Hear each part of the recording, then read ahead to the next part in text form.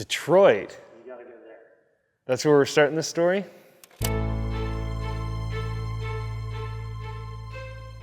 It was the single worst event I've ever had. In Detroit, pretty much anything that could go wrong did. We had an engine fire and electrical issues and eventually a brake failure, which ended up with me in the tire wall. 130 miles an hour or something into a tire barrier.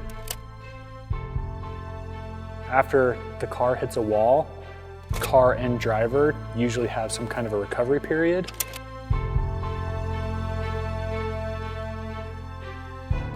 Ultimately, it shut the book on Sydney for a little while. It was,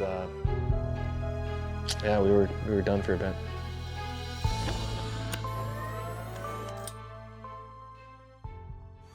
Just a few months ago, our good friend JD hit us up at SEMA and said, hey guys, I went to World Time Attack. He talked to me down there. He had the vision for the bigger show. He knew where North American Time Attack needed to go and was gonna do it right now. I said, wow, 3 months away, you're trying to do a world-class event in only 3 months. And I couldn't help but just admire the ambition and the go-getter in him.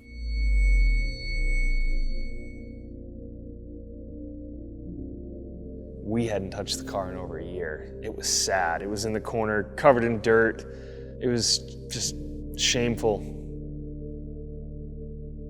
There was nothing hopeful looking about it, and it didn't look like the car was going to be ready in 3 months either. Of course, with this car, everything is custom. Every body panel's modified one way or another, nothing you just buy and bolt on. So everything had to either be cut, modified, repaired, built, and that was what took up the time of getting the car back out, and when it came out, it needed to be right. Flash pretty much single-handedly was getting the car ready for COTA.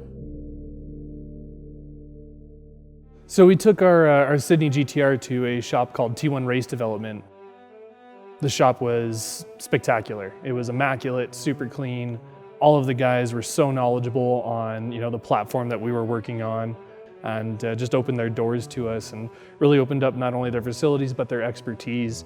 So the guys at T1 are like me. They come from drag racing, where the only thing that matters in aerodynamics is that the rear end stays behind the front end, and performance-wise, it just needs to accelerate as hard as it can and make as much power as it can. They have really nice, well-built cars that do something completely different from what Sydney does. The original theme of the trip was pretty ain't fast, because we had no intentions to even put any vinyl on the thing. It was just going to be pretty raw, a lot of Bondo and raw aluminum and burnt bits of the car, because the reality is we don't have the money. How does that work? Serious race car right there, man. I've been friends with Tony online for a number of years, and we've had some brief interactions, but I called him and I just had a desperate plea. I needed some help. We were to our wits' end about this, and nobody has dove further into the Motec R35 packages than Tony has. So we've always been chasing some small gremlins in the engine calibration software with this vehicle. We didn't have a good car in 15 at World Time Attack. We didn't have a good car against HKS, and obviously it just got worse and worse until Tony was able to show us how to correctly wire in the wheel speed sensors directly to the Motec, and then it was able to communicate with the TCM directly, and all of a sudden our issues were solved. A big shout out definitely goes to everybody down at T1 for all the work that they helped put it on the car to get it to where it is.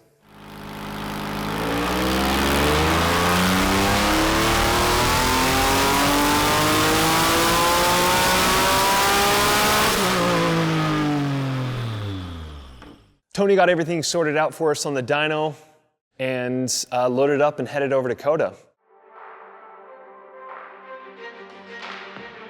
So the first time in US history, Super Lap Battle is heading to a world-class track. That track is Circuit of the Americas, commonly referred to as COTA. You were really lucky here in North America to have a full FIA-approved Formula One track. The Circuit of the Americas in Austin, Texas is the best track you could ever take a road course car too. It is just a phenomenal facility. For anyone that's tuning in for the first time, just want to catch you guys up to date. This is the inaugural Super Lap Battle here at Circuits of the America.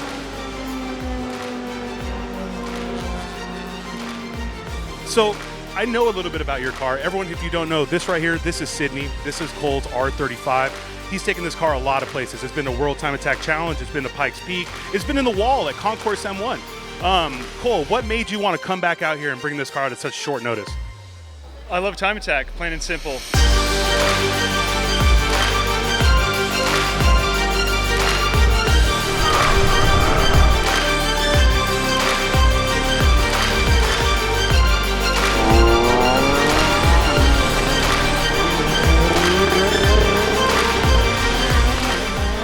Primary goal today, do a good systems check.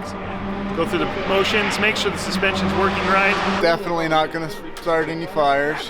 If that's all working well, it's going to give us the ability to focus on just the chassis and the aero. Not going to run into any tire walls. If all goes well today, we're going to start turning up that boost for tomorrow and see where it puts us. It's going to be a great weekend. I can sense it. Here we go, guys. We have James Hooten coming out, leading this pack. James has run the fastest time of the day so far. So we're battling with James, and he's one of the fastest guys in Time Attack, for sure. And you can't let your guard down because he'll pick you off. He's super fast. And when the car and everything goes his way, he is absolutely going to be at the top of the time charts. He's going to be followed by what looks like Cole Powelson right now in the LYFE Motorsports GTR.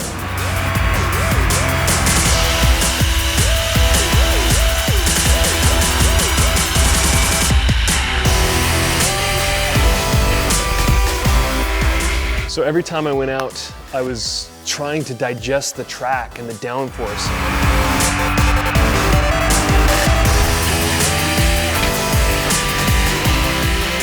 A 2:14.438. My goodness. And Cole with a 2:13.686. Cole with his first true flyer sets the fastest time of the day. Car was consistent. We were just running it on low boost, and our times were competitive. Well, it was number one, and so it was good for the time being. But Cole came back, and he wasn't happy with his driving. He said the car could use a few more little tweaks here and there. So whether it was IAT, fuel pressure, something in a correction factor. So we just rolled with it. We said, okay, well, we're up front. Let's stay up front. You know, how do we keep this thing going? So we got one more session here, guys. Just so you know, James definitely has the ability to surpass Cole. Cole told me on the side, though, listen, Cole told me on the side they got a little bit more to crank up, but James says he has a little bit more to crank up. We didn't touch the car. It was put gas in it, look the thing over, and go. And here we go, guys. I can hear them from the tower right now. Cole's car is flying. You know, from here, it really does sound like he turned it up. Maybe that's just my emotions getting the better of me, but here he comes around turn one, and there's James in the background throwing sparks. James is trying to scare Cole. Ooh, getting that all-wheel drive car sideways.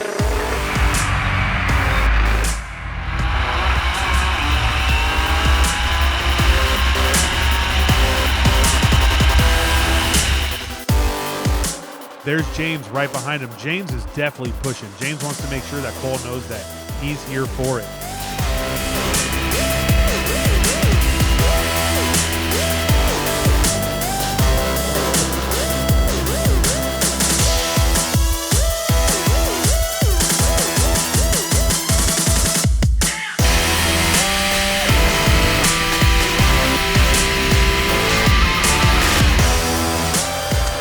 Looks like Cole's getting around the track pretty well.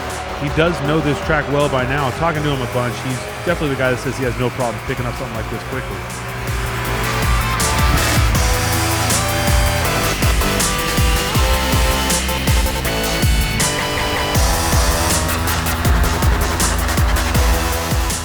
He's still going for a hot lap, and it turns in a time of 2:11. Here we go. Cross and start finish. Boom! 2:11.007. And he took 2.5 seconds out of his fastest lap. All right, seems pretty good. You know, we thought if we could go 2:10 for the weekend, we'd be satisfied. Where's James? Where's James? Oh, no, James.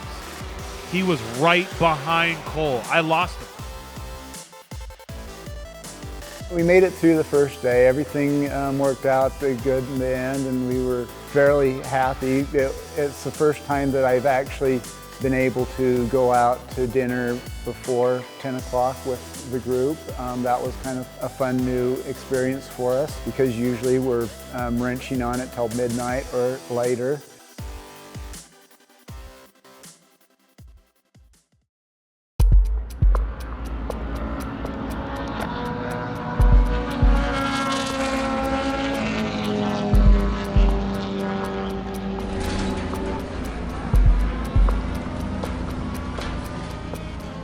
So Sunday's the final day. You know, the way the time attack events work, it's the best lap throughout the weekend. And so Saturday's laps count, Sunday's laps count, every lap counts. Looks like we are going to see the battle we all waited for, my friends, so I cannot wait for these guys to go out on track. Because looking at Cole, you go, man, look at this monster. This guy has everything and anything you would ever need. Then you have that very simple-looking Acura Integra. Now, the question is history going to repeat itself? Is the little man going to slay the giant, or is the giant going to win this time?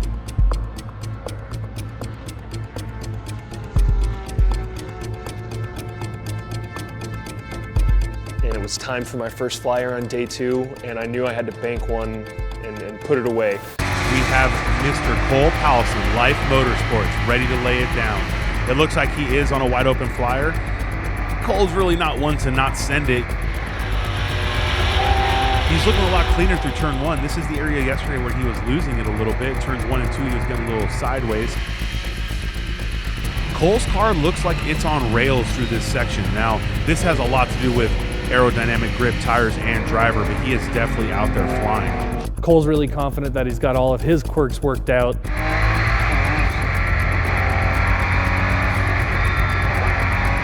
Man, it is a thing of beauty watching him drive this vehicle.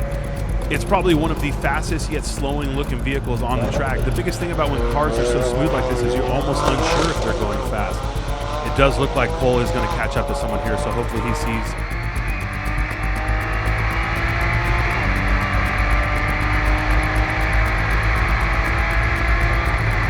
Woo, he is flying. I was driving in complete control with the best possible car that we could have had for that event. It was quick. He was a little compromised right there in the turn-in.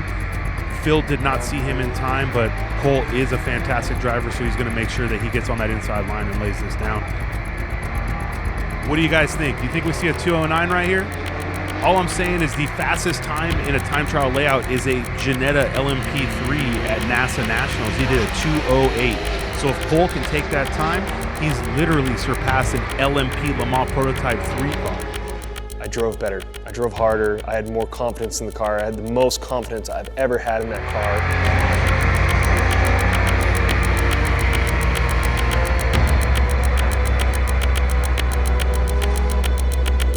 Oh my gosh. I'm not gonna lie, yesterday it was flying. Now let's see Cole, what do you got? A 2:07.181. Cole has reset the fastest lap I have ever physically seen here in a time trial setup. Now, we didn't think the 208s were gonna be touched, but Cole just did a 2:07. I came into the pits and people seemed excited. I said, wow, it felt good, but I didn't know it was 2:07 good. Things just clicked and came together. 2:07.1, like that's 5 seconds faster than we had gone the day before. In time attack, you're racing for tenths of a second. It's not supposed to be that easy. It never has been that easy. I think Cole had ate his Wheaties or something because he went out that morning and just laid down a fucking lap.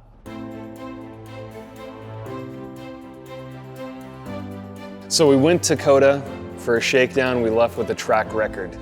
And it's a great indication of what's in store for this car. And all you know the winner of this one, this is gonna be a 2:07.181 out of Cole Powelson in his LYFE Motorsports Yokohama Nissan GTR.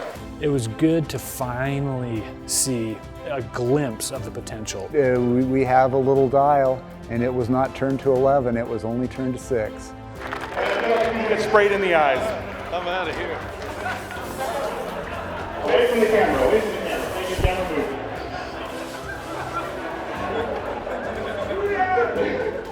The stoke is high. Oh my God.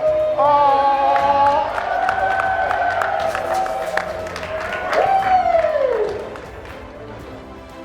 The GTR is a force to be reckoned with. I've never been more excited for this platform. I haven't felt this level of enthusiasm since the car was originally built in 2015 for World Time Attack. We've created a monster.